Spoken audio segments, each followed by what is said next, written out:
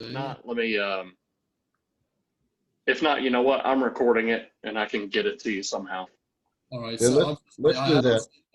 on my side. So Okay. Can you do that, Brian, and just maybe send it to me, or I'll give it to him, or whatever? Yeah, I'm actually recording it right now, so we're good. Okay. Thank you, sir. thank you. I appreciate it. So Mr. Brian, is that correct? That's Yes. your name, right? Right. Okay. I just want to make sure it's right. Can you tell me a little bit about yourself and what you do? Yeah, and so my official title with Smithfield is Marketing and Communications Specialist. In that, I am responsible for basically when I was hired, what I was told was to share the good news of Smithfield. So I do that via our website. I do that via videos, talking about things that are going on within the town. I do that with social media. We're currently on Facebook, Twitter, Instagram, and YouTube. And so all of those resources are at my disposal for getting the word out on whatever we have going on, whether it's in-town events that we have going on via our downtown Smithfield Development Corporation, or, you know, just whatever we see is going on around town. New business openings, new hotels coming in, which we have both of those right now. And so just the combination of all that, you know, when they hired me, that was my mantra, was to tell the story of Smithfield. All right. Which includes the Smithfield Recreation Aquatic Center. Yeah. That's just what I wanted to ask. That is a part of it, because they are within the town of Smithfield. Yeah. All right. Mr. Dale, can you tell me what your short and long-term goals are for your position and where you work? Mine? Yeah. Is that me, Paul? Yeah. Yes, sir. Short term right now is to get our facility back and opening fully. Yeah. It's a tough time. Yeah. Yeah, COVID has been, we've been closed for 6 months, March 17th, and we just opened last Tuesday at limited capacity. So we're still trying to just get open, and we're still limited on what we can offer. You know, I'd say of our services and amenities, we're maybe at 50% what we're offering right now. Wow. So, and financially, I can tell you, let's just say we haven't brought in hardly any money in 6 months because we haven't been billing our members. And of course, if we're not providing services, we're not bringing in money either. Yeah. Hopefully that changes around sometime. Yeah, it kind of makes it tough for the employees, like every employee, whether it's the upper class, like higher level employees, lower level employees, volunteers. It's kind of tough on them. Especially for us, we actually we employ a lot of part-time employees, and you know, with us being closed, I mean, gyms really just were able to open. The last ones, bars, I don't think bars have opened yet, but besides that, we're next to them. So we've also, once we closed, some of our part-time employees needed work, so they found jobs elsewhere. Some of them have found full-time jobs, which is that's what they were looking for. They were just out of college. But yeah, our part-time employees, we're still trying to get more employees. So it's kind of good that we're open at limited capacity right now, because we're not fully staffed either. Yeah. It's kind of with Mount Olive now too. It's kind of hard with the classes, kind of doing the online things, especially with the senior seminar class. It's kind of hard to not do the hands-on thing, kind of go out and do this interview in person, going to some events and stuff like that to kind of help us reach out to a little bit more people. But yeah, this COVID thing. Excuse me? Are y'all having in-person classes at all? So as of today, I think this was the last day of hybrid mode. So we had a spike in cases in the last week and a half, where the women's lacrosse team and men's baseball team, I think, had a few positive cases. So They basically told us that we are going completely online and we can go home for the next 10 days. So to kind of help minimize the spread, I guess. So yeah, it's getting kind of rough over here. So that's not until the end of the semester, though. That's just right now, correct? Yeah, but they could change it. They can send us an email about like 5 days after we go on online. So and tell us we can just stay home. So Gotcha. yeah. Mr. Brian, what is your philosophy about management? You know what? It probably comes down to a couple of simple things. Treat people the way you want to be treated.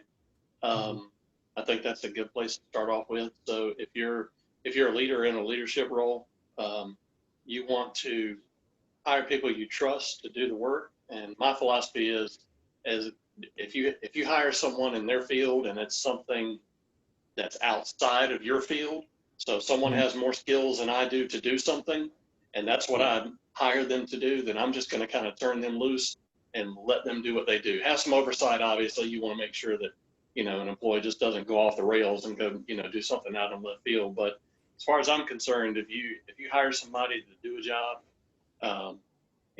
turn them loose, let them do it. Provide them everything that they need to do that job to be successful, and then just, let them shine. Yeah. Also, what qualities should a good leisure service agency have? What are the qualities that you look for?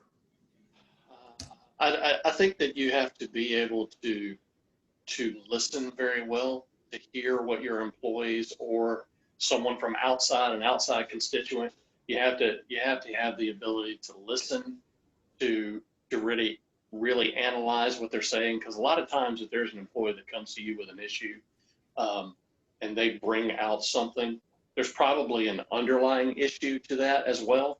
And so you really have to be able to analyze what they're saying.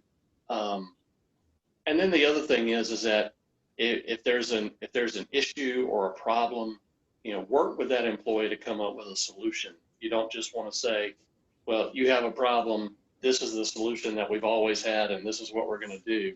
Maybe there's some middle ground that you can meet on. If it's an employee who, take for instance, maybe they have to drop their kid at school.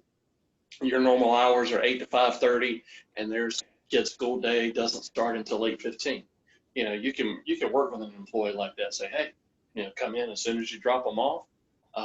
If you want to work through lunch, if you want to take some extra time to, let's figure out how we can make that work for you, and not just say, well, you got to figure out a way to be here at 8 o'clock, because that's when we start.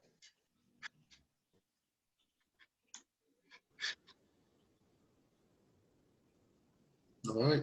Kind of just doing like, I would want to get both sides because you both basically have different jobs in the same area, but I just want to kind of get your input like on that question as well. What qualities should a leisure services agency have? That's a good question, considering Brian and I just took a leadership conference. Yes, indeed. Regardless whether you're a leader, an employee, coworker, is communication. Realizing that not one person knows every answer, but being able to talk through a situation. As a leader now, or as a supervisor, we ultimately have to make that tough decision, good, bad, or indifferent. And once we make it, we stick with it. But hopefully we've listened enough and took all sides and aspects of what any issue or concern is from the parties. You've always hear these leaders saying it's my way or the highway or anything like that. And, you can't do that, especially Brian's example a while ago when he was talking about, if school doesn't take you into 8:15 is, one thing we say is families first, and we can make arrangements, everything else. But, families come first. But as long as you're communicating those needs and it's not based off of just every day, I'm running late, those are different issues. But the big thing is listen to them. I mean, if they need flexibility with their schedule because their kid doesn't go in till 8, well, obviously they can't be at work at 8. But that's, I mean, just communication. And you always go by the old question is, I'm never going to ask somebody to do something that I wouldn't do myself. It's just that, and that's part of delegation. It's not that I can't do it, but sometimes I have more pressing needs, but I'm aware and I know how to do it.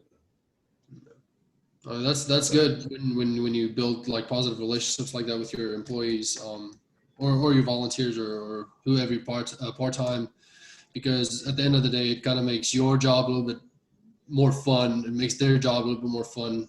Build your relationship with them. It just makes it good for everybody, for your customers, for you, for your employees. So yeah. Well, the one quality of a leader is surrounding yourself with better people. No. Because if you can rely on your coworkers and employees, and like I said, you may have to make the decision, but you want to make sure you're surrounded by quality coworkers and that you're able to make those decisions off the best information available. So I don't know anything. Trust me, I'm wrong every day, but I do listen to my employees, and literally I tell them, I use the reception desk, is I tell them every day is that I'm not your boss, you're my boss, because you're on the front line listening to our members and guests, and then you're telling me what I need to do. Yeah, I mean, we all can always learn from everybody, and we all don't always know everything. So it's good to have a relationship like that with your employees to kind of like expand your knowledge and your skills, and also theirs as well. So, Mr. Brian, what techniques do you use to measure the quality of your work? What steps do you take to ensure the desired quality is achieved? Obviously, if you want to think about some of what I do is on social media. I can measure that. I can see how many people have liked a post, shared a post, different reactions, different comments. I can pull metrics out for that. We can pull out metrics and find out, how many people have clicked on a newsletter that we send out, or respond, or click a link within a newsletter. There are certain things that we can do to measure those. There are certain things that we don't have the ability to measure. If our town manager makes a decision on we do have I'll backtrack before I talk about the manager. We do have a digital sign that's out front where we from time to time will post messages about what's going on around town. Obviously, we can measure the amount of cars that go by and see it. We can't necessarily measure it if we say that we're having a fall festival next Saturday, and we can measure the cars that come by. We don't necessarily know how many people who show up at that fall festival decided to by viewing that message. So there's some things that we really can't measure. But I think what we can measure as a manager is how we communicate to our employees, how we make them accountable, and how we give, like we talked about a little while ago, you delegate the responsibilities to your employees, and then you empower them to do their best with the tools and the skills that they've been given. I turn that around. If I'm in that leadership role and I'm communicating the right way to my employees, and I'm delegating them to do their responsibilities, and I give them all the necessary tools to produce results, then at some point I'm out of the way, and it makes their job easier. It makes my job easier. If Dale gives the front desk receptionist the ability, if there were to, just whatever, he's empowering his employees to give out all the necessary information to succeed. Yeah. So just going along with what you said about you can't really measure how many people see your digital board or when you post your messages. do you ever do something like a survey or something like that for customers or people that attend like things like that to kind of find a number on that or? We haven't done that as far as like our digital board. We do. I am not aware of a survey that we have sent out, because one of the things that we do here at Town Hall is that we, collect and receive all the bills that come in. We take the electrical payments and that kind of thing. I don't know if there's ever been surveys sent out in that aspect. If there's been a survey sent out to our customers, how well we are doing with our customer service in that aspect, I'm not aware of one. I think that it would be awesome if we did one, so we could find out if there's room to improve. But a survey of that, I don't know that we have done that recently. All right. I think Michelle, for Paul, excuse me. I was going to say, Brian, you hit on something good a while ago, is that the way social media is, and that's almost become one of the main avenues for getting the word out and information, is that realizing those analytics are there, because a lot of people still don't know that you can find those, especially if you're a company page, is that it can tell you, the likes, who was even seen it, even if they didn't like it, but it gives you the exposure. It'll even tell you if they just stopped for a second and then they kept going, or if they actually stopped on the page. And so, I mean, that's the biggest thing, is that just being aware of what is available. Yeah, I mean, like, there are videos that we do, and I can tell how long that person has watched the video. So I can get it. I can get detailed information. If they watch the whole video, if they only watch like 10 seconds of the video, I can see the total amount of time. If you calculate, if 30 people watch a video, it will tell me the total amount spent watching the video from those 30 people. So you start to see with social media in that aspect, how long should you make a video if you're promoting something within the town? Should it be 2 minutes? Should it be a minute and a half? If you've got everybody tuning out within 60 seconds, then maybe the videos that you produce should only be 60 seconds or less. But if you can keep a majority of those for 90 seconds or 2 minutes, then you know that you can expand what you're saying in your promotional piece. Yeah. A good thing with social media is, for instance, like Instagram. Instagram is a good feature where you can promote any post, and with the promotion, you can see who sees that that post, who likes it, how many accounts reached your account. Also, Instagram has a nice thing that they do. They kind of filter what your product is, and they kind of share them to the majority of the people that have viewed something similar to your product. They kind of send it out more towards those people to kind of like help bring people in that's interested in your product. So Mr. Dale, can you please share with me an example of how you helped coach or mentor someone, and what improvements did you see in the person's knowledge or skills afterwards? That's an interesting question, considering I always have young people around me. One, being a coach in multiple sports, so I've had kids that I've coached. I actually ran into one the other day in the gym, and it's funny, I had her and we kept looking at each other, and we're like, I know who you are. And she said, well, I've been meaning to come over and talk to you, but I coached her when she was like 9 years old in a soccer all-star team. And now she's a senior in high school. And, but no, I mean, that's all I pretty much do as a job here, is mentor. I'll be the first to say is I was that mischievous kid growing up. So, especially here, right next to the high school and the middle school, is we always have kids coming and going. And sometimes they frustrate the staff because they're acting exactly the way I would have when I was younger. But it's just interacting with them, making sure, yes, I know what you're doing, but there's certain things you have to do. You know, and it's always good to have kids see them succeed. One of our young guys that started working with us when he was a senior in high school, now he's got his college degree and he's actually teaching math in a middle school.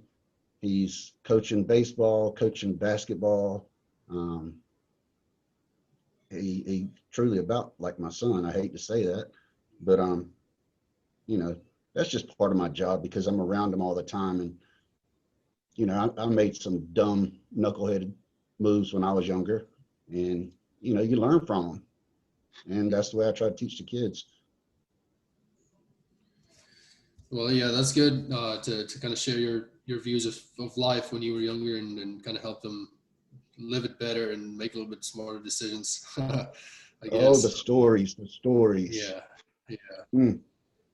I mean, so I'm sure and Mr. Bryan too. He's done some things when he was younger that he can kind of help people, guide people the right way. So I can steer them the right way since I did it the wrong way a lot of times, probably. yeah. But you made I it mean, to where you are, and you learn from them. yeah. That's the most important thing. I mean, even myself. I mean, I'm 22 years old now. I mean, I'm not that old, but I've done some things and seen some things that I can kind of help people, guide people in the right direction too. Especially being here and back home too. I've kind of met some new people, both sides of the world, I guess, and then done some stupid things both sides. So, yeah. Mr. Bryan, social media can be a powerful marketing tool as well as customer service. Describe when you successfully merged the two.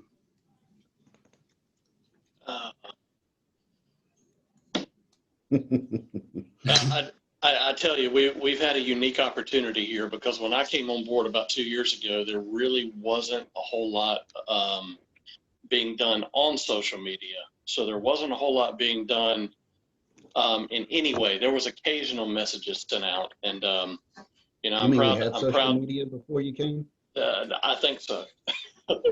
I mean, I do take great pride in saying that since I came on board, we have basically in all of our social media platforms, we've had 6 times. I've increased the average reach of every post by about a factor of 6. We've had as far as like our likes, comments, and shares and that kind of stuff, they're through the roof. They're at least a factor of 6. In some cases with Instagram, it's been more like 10 to 12. And then as far as our reach with the number of people that just follow us, that's easily tripled as well. Because you know, and I take great pride in that we've been able to do that, but I also know that when you start from nothing, it's very easy to grow it. But once you get to a certain point, it's how can you continue that growth? Because you know, I don't think, you know, if you follow the stock market at all, I mean, you'll see it up and up and up and up and up, and then wow, it's down, and then it trickles up and it trickles down. So how do we continue to steadily grow is the real thing. What we've been able to do to engage our social media followers, and as far as also customer service, not so much customer service as it relates to the town and what we do for billing and that kind of thing, but it's how we communicate with the town's people. We started something before COVID that actually won awards for us called Smithfield in 60. And I take it back to that 60 seconds. We found that most people who were going to watch a video were going to watch it for about a minute or so, and then they were going to keep scrolling through their feed, whether it's on Instagram or Twitter or Facebook. And so we developed a product called Smithfield in 60, where we talked about different avenues and things that people in town could get involved in over the next week or two. And so we just talked about events, what was going on in town, how you could be a part of what was going on in town. Those are actually going to start back up really quick. I mean, we, you know, because of COVID, that hit everybody, and there was nothing going on. So there really wasn't much to talk about except to say, here's the way you can pay your bill, because we weren't letting anybody inside town hall, and so we shut down town hall. You know, Dale mentioned the Shrag's been shut down, and they were just able to reopen. We're actually still closed to customers right now, but you can come in through our vestibule, and you can make payments through video conferencing. It's kind of like what we're doing here. So town hall still closed? The town hall is still closed to customers right now, and that will remain that way at least for the next 2 or 3 weeks. There may be something that we do in the next 2 to 3 weeks, but at least for now, we're still closed. But our Smithfield and 60, go ahead. Time out. We're probably gonna have to get off and get back on. It's a limit of 40 minutes. I just got a notification. So if y'all want to get off right quick, I can sign out and then send you another invite, because it's about to turn off. Okay. Are y'all good with that, Paul? Yeah, I'm good. Okay, just get off, get completely out of there, and I'm gonna send you an invite, okay? All right, I'm thank going to you. stop this.